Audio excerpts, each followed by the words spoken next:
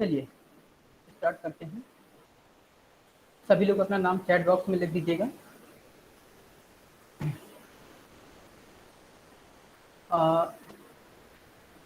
आपका सब्जेक्ट है company law and secretarial practice.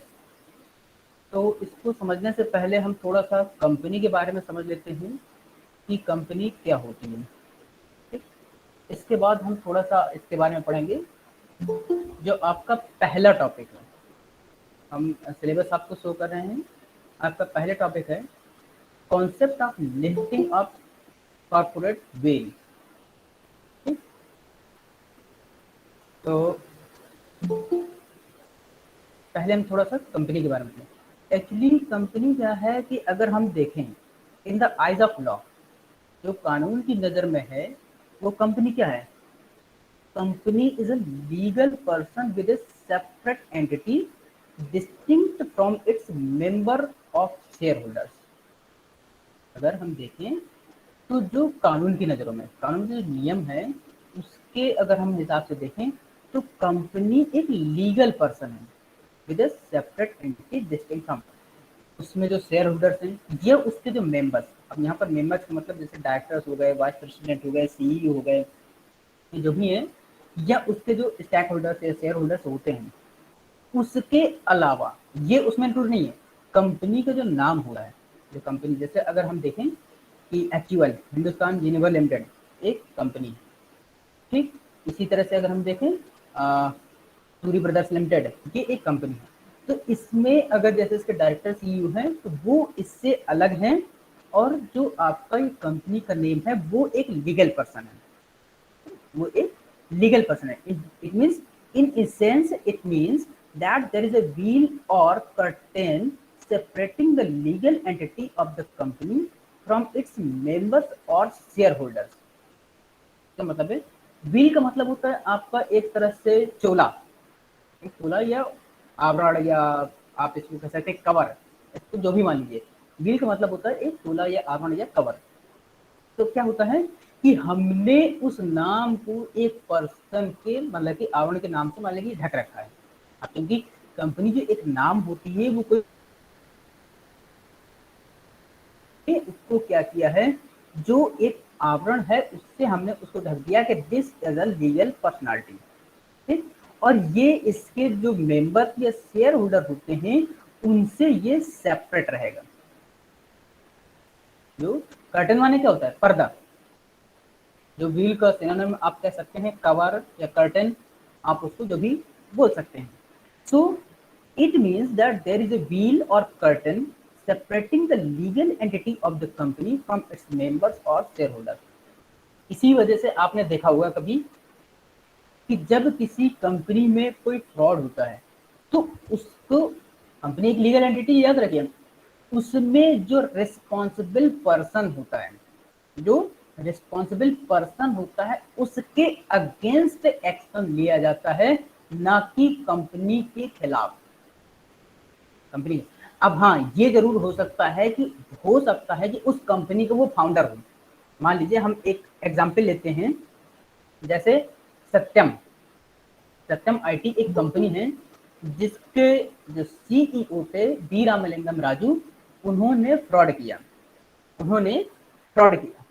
तो फ्रॉड करने के बाद वो उनको पकड़ा गया, जब पकड़ा गया तो अब देखिए कंपनी के खिलाफ एक्शन न होकर के बी रामलिंगम राजू के अगेंस्ट एक्शन हुआ, लीगल एक्शन। ठीक, जो कंपनी थी सत्यम, उसको क्या किया, उसको फिर किसी को बेच दिया गया, वो किसी के अंडर में, उसको मान लीजिए महिंद्रा ने उसको टेक ओवर कर लिया।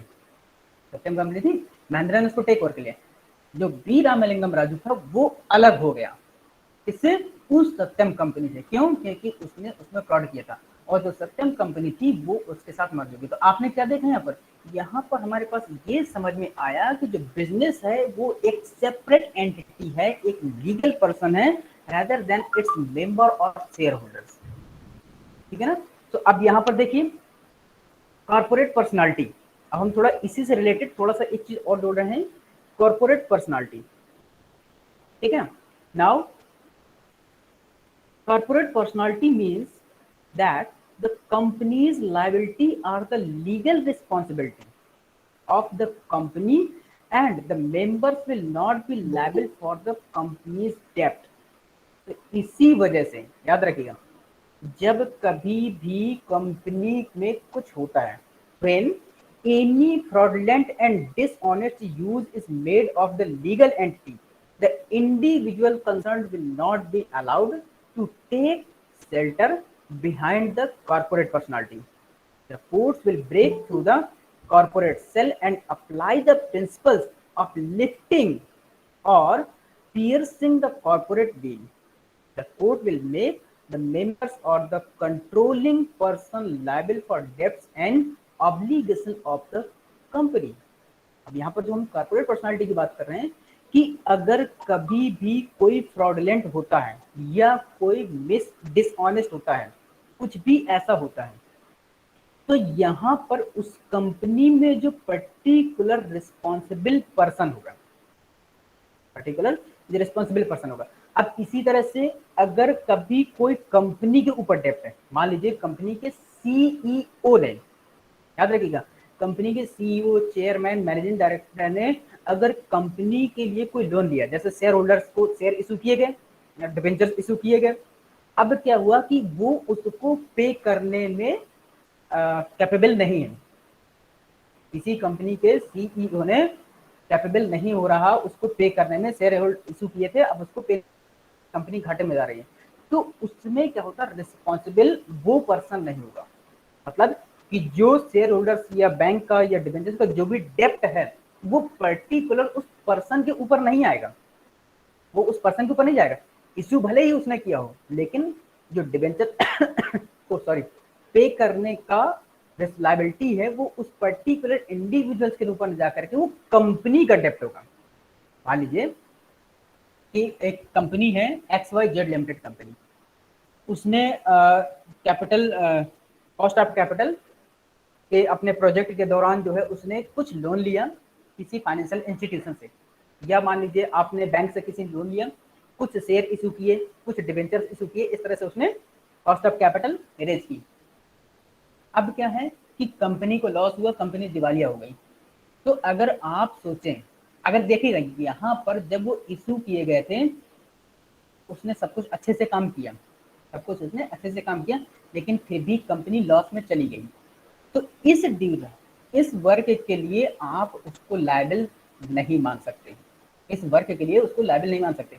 पीछे में अगर हाँ उसने कोई फ्रॉड किया हो या कोई चीटिंग की हो या कोई डिसऑनेस्ट की हो तो उसके लिए वो रिस्पॉन्सिबल हो सकता है, लेकिन अगर कंपनी की जो लीगल रिस्पॉन्सिबिलिटी है, मतलब कि कंपनी घाटे में चली गई, अगर ये कुछ उसकी सेलिंग नहीं हो रही, कोई प्रोजेक्ट फेल हो गया, तो आप उसके लिए पर्टिकुलर इंडिविजुअल को रिस्पॉन्सिबल नहीं मान सकते।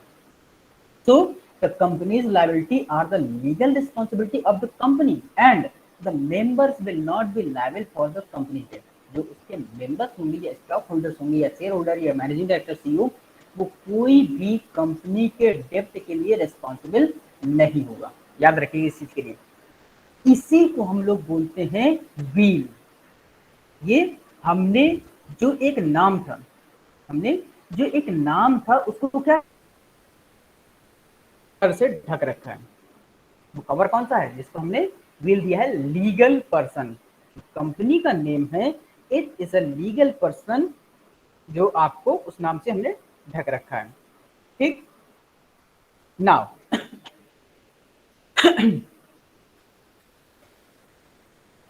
Lifting the wheel. अब लिफ्टिंग द व्हील क्या है, meaning of lifting of the corporate wheel. Doctrine of lifting the wheel. When a company registered under the act, act का मतलब यहाँ जो कंपनीज एक्ट है, जो कंपनीज एक्ट है 19 हमारे अब तो 2013 का, पहले 1956 चलता था, अब हमारे पास 2013 का चलता है, उसमें कुछ अमेंडमेंट हुए थे। तो when a company registered under the act, all the dealings with the company will be in the name of company and the members will be disregard. अगर कभी कोई भी डीलिंग होती है, मान लीजिए कभी कोई भी डीलिंग होती है किसी भी दूसरे कॉर्पोरेट के साथ या दूसरी कंपनी के साथ या किसी कस्टमर के साथ या किसी के भी साथ भी, ठीक, तो अगर कंपनी के नाम पर डीलिंग होती है, मान लीजिए हमने कहा कि हम जो डील कर रहे हैं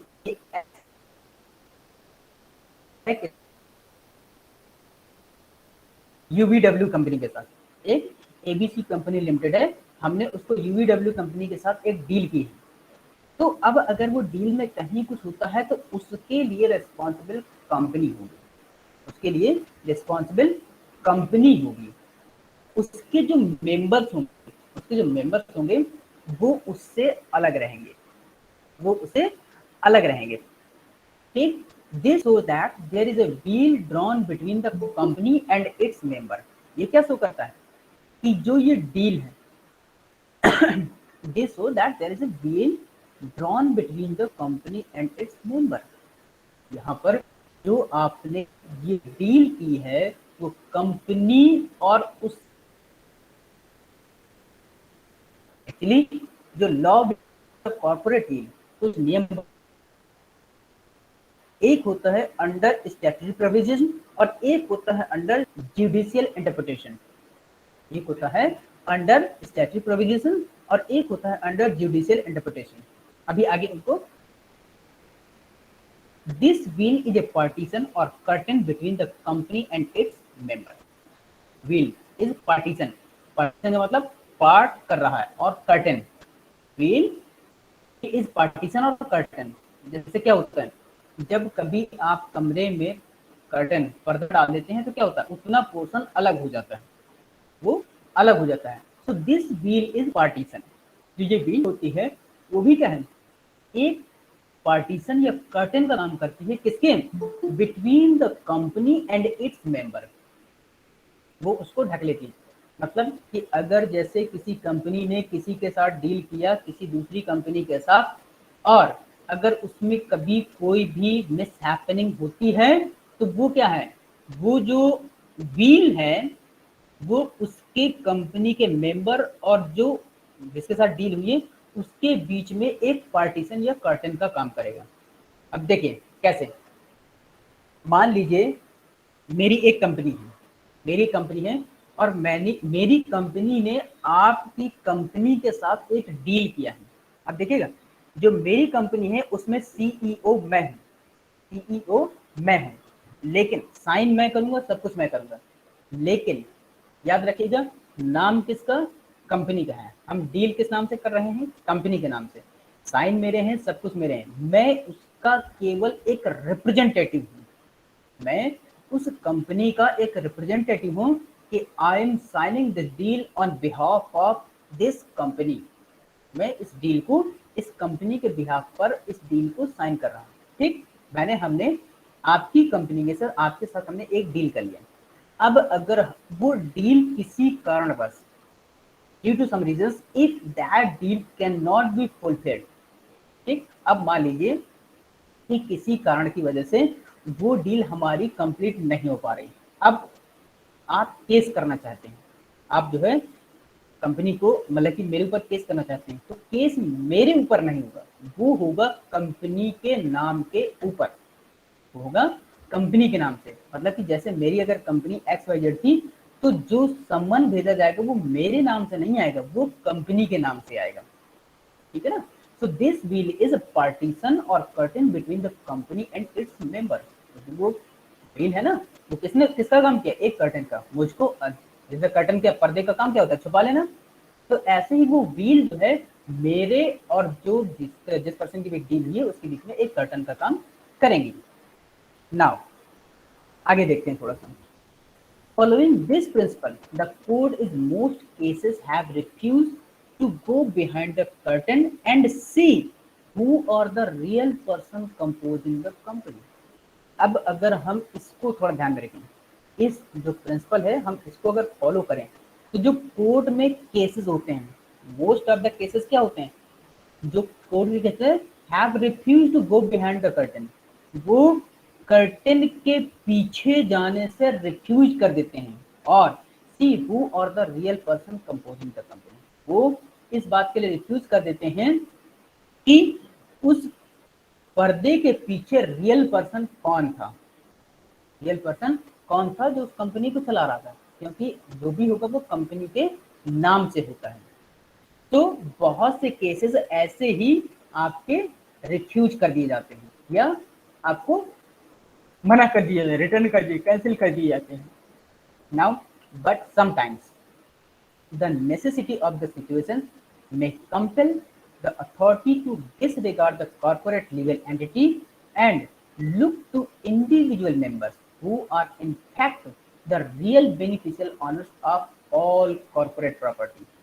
लेकिन अब यहाँ पर की दर्ज है, कभी कभी क्या होता है कि अगर कोई एक पर्सन ऐसा होता है जो उसका प्रॉपर बेनिफिट ले रहा है, कोई भी पर्सन, देखिए अगर आपकी कंपनी है, अगर आपने उसमें से इंडिविजुअली कुछ प्रॉफिट लिया है किसी ऐसी डील के लिए जिसके लिए आप रिस्पॉन्सिबल हैं, यहाँ पर याद है कभी कभी क्या होता है कि जो हमने अभी क्या बताया कि जो इसके इंडिविजुअल मेंबर्स होते हैं that those are disregard, but sometimes कुछ अथॉरिटी ऐसी होती हैं जो कॉर्पोरेट लीगल एंटिटी होती है, उसको आप इंडिविजुअल जो मेंबर होते हैं वो इनफैक्ट वास्तविकता में क्या होते हैं, उसके रियल बेनिफिशियल ऑनर होते हैं, उसके रियल बेनिफिट। अब जैसे मैंने कुछ केस बताया, जैसे अब यहाँ पर कई केसेस हैं, माल्या वाले केसेस हैं, ये सत्यम वाले केसेस हैं, या आप नीरव मोदी वाले केसेस देख लीजिए। तो इन कंपनियों को क्या होते हैं, जब आप पैसा जैसे शेयर या डिबेंचर्स के लोन आपने जो भी लिया तो आपने कंपनी के नाम से लिया, आपने लिया था कंपनी के नाम से, लेकिन आपने क्या किया, उसको खुद के लिए इस्तेमाल कर लिया। आपने कंपनी के नाम से लेकर के उसको इंडिविजुअली आपने पर्सनली खुद को इस्तेमाल कर लिया। तब उस केस में क्या होगा, उस केस में आप उसके रिस्पॉन्सिबल होंगे, उस केस में फिर आप रिस्पॉन्सिबल होंगे। ऐसा नहीं है कि आपने कंपनी के नाम से पैसा लेकर के कुछ बचा दें, कंपनी आपके और उसके बीच में तब तक काम करती है जब तक कि आप डिसऑनेस्ट नहीं है, आप प्रॉपर वर्किंग कर रहे हैं, आप ईमानदारी से काम कर रहे हैं। क्यों?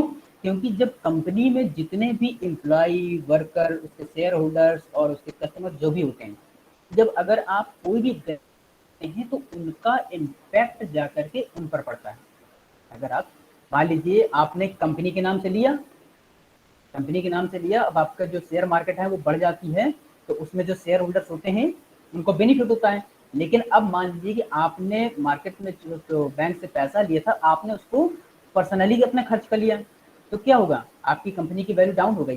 तो दूसरे लोगों के जो बेनिफिट्स हैं वो अफेक्ट होते हैं, जो आपकी कंपनी से रिलेटेड इंडिविजुअल के पर्सन होते हैं वो उनके बेनिफिट्स अफेक्ट होते हैं।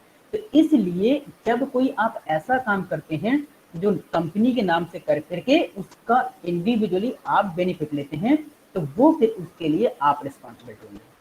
Now and this fact known as, अब देखिए इस फैक्ट को क्या कहा जाता है, इसके कुछ केस हैं, Lee versus Lee's Air Farming Limited, Lee versus Lee's Air Farming Limited. एक दूसरा केस है अब्दुल हक वर्सेस दास मल, ये केस है। The court will left the veil, it is essential to secure justice.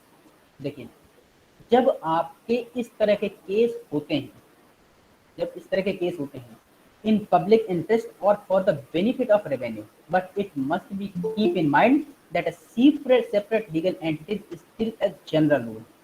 अब यहाँ पर थोड़ा एक चीज को और ध्यान देना है, जब आप इस तरह से काम करते हैं, किस तरह का, कि आपने अपने पर्सनल बेनिफिट या डिसऑनेस्ट या आपने चीटिंग की कंपनी में या किसी और के साथ, तो उस कंडीशन में the court will lift the wheel, यहाँ पर जरूरी होगा तब कोर्ट आपको व्हील लिफ्ट करेगी।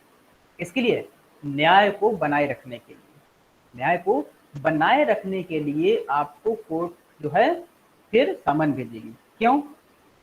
ये होता है आपका पब्लिक इंटरेस्ट और for the benefit of revenue. Actually क्या होता है कि जब जो कंपनी होती है उससे मैंने अभी बताया बहुत से लोग जुड़े होते हैं, उससे बहुत से लोग जुड़े होते हैं, अगर आप अपने पर्सनल बेनिफिट के लिए उनको नुकसान पहुंचाएंगे, then court will go for lift the veil. अगर आप दूसरों के बेनिफिट्स से आप छेड़छाड़ करेंगे, then court will lift the veil, आपके ऊपर व्हील जो है हो जाएगी फिर वो, मतलब कि आपको फिर उसके लिए लायबिलिटी या आपको फिर उसमें जवाब देना पड़ेगा। Now the corporate entity will be disregard only in exceptional case. जो कारपोरेट एंटिटी होती है वो कुछ एक्सेप्शनल केस होते हैं, वहीं पर केवल अलग हो सकती है, ठीक है ना। अब ऐसा नहीं ये कंपनी के नाम से आप कुछ भी कर लेंगे। अब देखिए, अभी मैंने दो चीजें आपको बताई थी, जो ये केस है आपके दो कंडीशन में पॉसिबल है। एक है आपका अंडर जुडिशियल इंटरप्रिटेशन और एक है अंडर स्टेटरी प्रोविजन, ठीक। तो अब हम जरा इनको दोनों को देख लेते हैं। तो जो आपका अंडर जुडिशियल इंटरप्रिटेशन है, इसमें मैं आपको एक केस बता रहा हूँ, इसमें मैं आपको एक केस बता रहा हूँ, एग्जाम्पल केस है, जिसको हम थोड़ा देखेंगे और इसके बाद हम थोड़ा इसके बारे में पढ़ेंगे।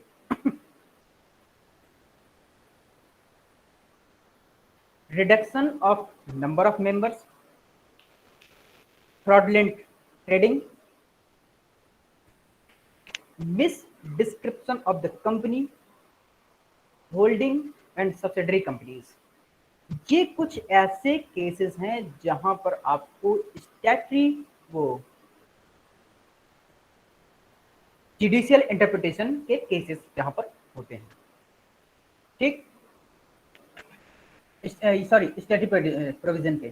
अब जुडिशियल प्रोविजन में क्या होते हैं, आपके जो जुडिशियल इंटरप्रिटेशन है वहां पर क्या क्या हो सकता है, फ्रॉड और improper conduct for benefit of revenue, enemy character याद रखिए, company avoiding legal obligation, single economic entity and agency और ट्रस्ट, पब्लिक इंटरेस्ट। ये आपके जुडिशियल प्रोविजंस हैं और इसके साथ ही आपके कुछ स्टैट्यूटरी प्रोविजंस हैं, ठीक। हम लोग एक केस की चर्चा करेंगे जिसमें हमें पता चलेगा कि ये दोनों का हम कैसे ये इसमें अप्लाई होते हैं। तो देखिए, पहला हम देखते हैं under judicial interpretation, under judicial interpretation, ठीक। तो इसमें एक हमारे पास है प्रोटेक्शन ऑफ रेवेन्यू का, देखिए यहाँ पर फॉर बेनिफिट ऑफ रेवेन्यू, इसका हमारे पास एक केस है, एग्जाम्पल केस है। वो क्या है, मैं इसको पढ़ूंगा और फिर आपके पास समझाऊंगा कि इसको केस क्या होता है। सर डिंसा मैकेंजी पेटी, एक ये है पर्सन है डिंसा मैकेंजी, और पेटिट का मतलब है इन्होंने एक पेटिशन फाइल किया, इन्होंने एक पेटिशन फाइल किया। इन दिस केस में क्या था, इन this case the assessee formed 4 companies and transferred his investment to each of these companies in exchange of for sale. Now the companies received his income, but they handed back the amount to him as pretended loan. His income was divided into 4 parts, reducing his tax liability. It was held that the companies did not business and were created by the SEC simply as a means or avoiding tax। क्या था, एक person थे, मान लीजिए उन्होंने क्या किया कि 4 कंपनियां बनाई, 4 मतलब उनकी कोई जैसे कंपनी चल रही है, उन्होंने 4 कंपनियां चलाई, ठीक। 4 कंपनी, जैसे आप बताते हैं ना फर्जी कंपनी होती हैं, तो फर्जी कंपनियां उन्होंने, अभी आपने बहुत से ऐसे केसेस न्यूज़पेपर्स में पढ़े होंगे, बड़े बड़े कॉर्पोरेट सेक्टर क्या करते हैं, फर्जी कंपनी बना करके उसमें इन्वेस्ट कर देते हैं, उसमें इन्वेस्ट कर देते हैं। तो ऐसे ही एक पर्सन था, उसने क्या किया कि उसकी जो कंपनी थी उसकी आड़ में उसने 4 फर्जी कंपनियां बना ली। Now and transferred his investment to each of these companies in exchange for share. और उसने क्या किया, अपने जो शेयर थे उस कंपनी के, देखिए उस कंपनी के पर्टिकुलर शेयर उस 4 कंपनियों के नाम पर ट्रांसफर कर दिए। जिस कंपनी में उसके शेयर थे उन 4 कंपनियों के नाम पर अलग अलग ट्रांसफर कर दिए। इससे क्या होगा, now the companies received his income but they handed back the amount to him as pretended loan. अब इसके बाद क्या किया, उन कंपनियों ने, उन कंपनियों से उसने एज ए लोन के तौर पर वो ले लिया, लोन पे। अब लोन में आपका टैक्स नहीं लगता है, लोन में आपका टैक्स नहीं लगता है। तो ये उसने क्यों किया, उसने ये इसलिए किया ताकि उसका पूरा टैक्स बच जाए। तो his income was divided into 4 parts, reducing his tax liability। उसकी एक तो इनकम 4 पार्ट में डिवाइड हो गई, उसने एज ए लोन के फॉर्म में कर दिया तो उसका टैक्स खत्म हो गया। It was held that the companies did no business and were created by the SEC simply as the means for avoiding them। और इसके बाद उसने क्या दिखा दिया कि जिन कंपनियों में उसने वो लिया था लोन, उन्होंने कोई बिजनेस नहीं किया, वो बेकार हो गई। अब वो बेकार हो गई तो कंपनियां वाइंड अप हो गई, खत्म हो गई। तो इस तरह से उसने क्या किया, पूरा का पूरा जो 4 कंपनियों पैसा लगाया था अपने पास उठा करके रख लिया। ये क्या हुआ आपका, ये गलत। ये आपने जो पब्लिक बेनिफिट है, जो आपके शेयर इन्वेस्टमेंट से जो भी पैसा आया था, आपने जो पब्लिक बेनिफिट होना था आपने उसको अवॉइड किया। Public as well as government का, गवर्नमेंट के टैक्स का भी उसमें लॉस हुआ। तो इस वजह से अब यहां पर अगर आप कहें कि ये उसमें उस पर्सन की कोई गलती नहीं है तो ये गलत होगा।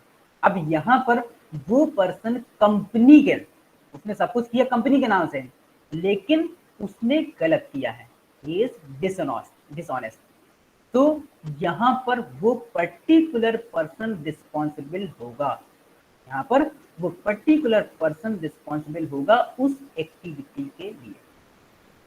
ठीक, या हो सकता है आपने कोई फ्रॉड और इम्प्रॉपर कंडक्ट किया हो, आपने कोई फ्रॉड या इम्प्रॉपर कंडक्ट किया हो, तो उस केस में भी ऐसा नहीं हो सकता है कि आप जो है बच जाएंगे।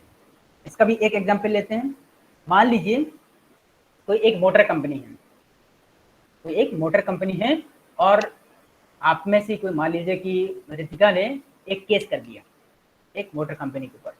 ठीक, किस तरह से, इन दिस केस, मैं यहाँ पर नाम बदल देता हूँ, मान लीजिए in this case Ritika was appointed as the managing director of XYZ Motor Limited Company under an agreement that contained a condition that she shall not solicit away the customers of the company, but Ritika formed a company which restored to solicitation in violation of the contract.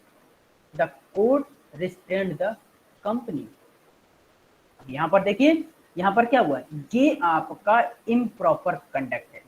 This is your case of improper conduct. तो इसके बाद आपका enemy character आता है। Enemy character के भी examples हम ले सकते हैं कि आपने कोई कंपनी जैसे ज्वाइन की है और आपने कोई पर्सनली, वो कहते हैं ना कि पर्सनली दुश्मनी निकालने के लिए कुछ करते हैं। तो जैसे आप किसी कंपनी में काम करते हैं और कंपनी ने आपको, तो ऐसे ही यहाँ पर जो फाइनेंशियल फ्रॉड होते हैं, जो फाइनेंशियल फ्रॉड होते हैं वो क्या करते हैं, आपको उसमें इन्वॉल्व करते हैं। तो ये क्या है, ये सारे आपके जुडिशियल प्रोविजन हैं। कंपनी अवॉइडिंग लीगल ऑब्लिगेशन, मतलब कि अगर कोई लीगल ऑब्लिगेशन है, आप जानते हैं कि ये लीगली ट्रू है, लेकिन आप उसको अवॉइड कर देते हैं, आप उसको अवॉइड कर देते हैं। मान लीजिए जैसे आपको कस्टम ड्यूटी देनी है, आप जानते हैं कि हम अगर एक्सपोर्ट कर रहे हैं हमें कस्टम ड्यूटी देनी है, लेकिन फिर भी आपने, मान लीजिए कि आपके जो प्रोडक्ट या जो भी आप एक्सपोर्ट कर रहे हैं या इंपोर्ट कर रहे हैं उसकी क्वांटिटी में मान लीजिए कि आपने कुछ गड़बड़ कर दिया, आपको 5 टन भेजना था 6 टन और दिखाया आपने 4 टन, ये क्या है, लीगली आपका गलत है। कुछ लीगल ऑब्लिगेशंस ऐसे होते हैं जिसमें आपको तो उसमें फिर कंपनी रिस्पॉन्सिबल नहीं होगी। ठीक। सिंगल इकोनॉमिक एंटिटी, इसमें क्या होता है कि इसके साथ में बहुत से लोग क्या करते हैं कि कोई एक प्रोजेक्ट के साथ में पीछे पीछे उसके नीचे या उसके अंडर में या उसको छुपा करके एक प्रोजेक्ट की आड़ में और बहुत से काम कर रहे हैं, वो भी गलत होता है, वो भी आपका गलत होगा। इस तरह से भी नहीं करना चाहिए। एजेंसी और ट्रस्ट, लोगों का आपको भरोसा बनाए रखना। जैसे आप मान लीजिए कि आपने किसी का ट्रस्ट अगर ब्रेक किया है तो वो भी आपको जुडिशरी प्रोविजन के अंतर्गत है। पब्लिक इंटरेस्ट, ये आपको मैं बहुत अच्छे से बता चुका हूँ, जिसमें से आपको क्या करना है, आपको अगर कोई भी कंपनी जिसका पब्लिक बेनिफिट है और आप उसको अवॉइड करते हैं तो you will be treated as under a judicial provision. आप जो है ये जुडिशियल प्रोविजन है उसके अंतर्गत आएंगे अगर आप जो पब्लिक इंटरेस्ट या पब्लिक बेनिफिट जो भी होते हैं अगर आप उनको अवॉइड करते हैं तो। ठीक।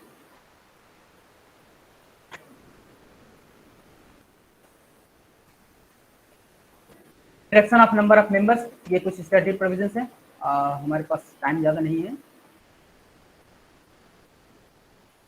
देखिए ये कुछ lesson for life. Equality doesn't mean justice. Equality justice, यहाँ पर देखिए दो डायग्राम बने हुए, यहाँ पर दो डायग्राम बने हुए। अब इसको थोड़ा समझ लीजिए। ये जो डायग्राम बना है अगर अभी मिलते हैं तो हम इसको थोड़ा डिस्कस करेंगे। यहाँ पर 3 बॉक्स हैं, ठीक, 3 बॉक्स हैं। इसमें से इक्वलिटी में क्या है कि आपने उनकी ये तो कर दिया कि सबको बराबर बराबर दे दिया, लेकिन आपने उनकी कंडीशन और सिचुएशन को नहीं समझी। आपने जो पहला डायग्राम है आपने उसमें कंडीशन और सिचुएशन को नहीं समझी। ठीक।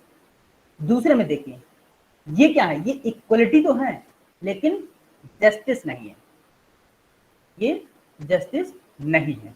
आपने सबको इक्वल कर दिया विदाउट कंडीशन और सिचुएशन के। यहाँ पर देखिए ये आपका जस्टिस है। सेकंड में आपका जस्टिस है कि जैसी जैसी सिचुएशन थी उसी के अकॉर्डिंग आपने वर्क किया, उसके अकॉर्डिंग आपने वर्क किया है। ठीक। तो यहाँ पर ये जस्टिस है, ये इक्वलिटी है। इक्वलिटी में क्या है, हो सकता है कि आपके पास कुछ ऐसी कैंडिडेट्स हों या आपके पास ऐसे मेंबर्स हों जिनको आपकी कुछ डिसीजन की वजह से लॉस हो रहा हो। तो आपको इस तरह से मैनेज करना है कि किसी के बेनिफिट्स अफेक्ट ना हो पाए। अगर आप कंपनी में हैं तो आपको इस तरह से मैनेज करना है कि किसी के भी बेनिफिट्स अफेक्ट ना हो पाए, जिसकी वजह से आपकी कंपनी में कंपनी रिस्पॉन्सिबल हो ना कि आप। क्योंकि जो इस तरह से अगर डिसीजन लेते हैं ना तो इंडिविजुअली वो डिसीजन होते हैं। तो यहाँ पर अगर आप बात करेंगे तो यहाँ पर कंपनी आपको कह सकता नहीं होना चाहिए। तो आपका ये कुछ एक इंट्रोडक्शन था आपका लिफ्टिंग ऑफ व्हील का। लिफ्टिंग ऑफ व्हील में क्या है कि अगर कभी कोई कंपनी के ऊपर कोई केस होता है तो वो किस कंडीशन में हो सकता है।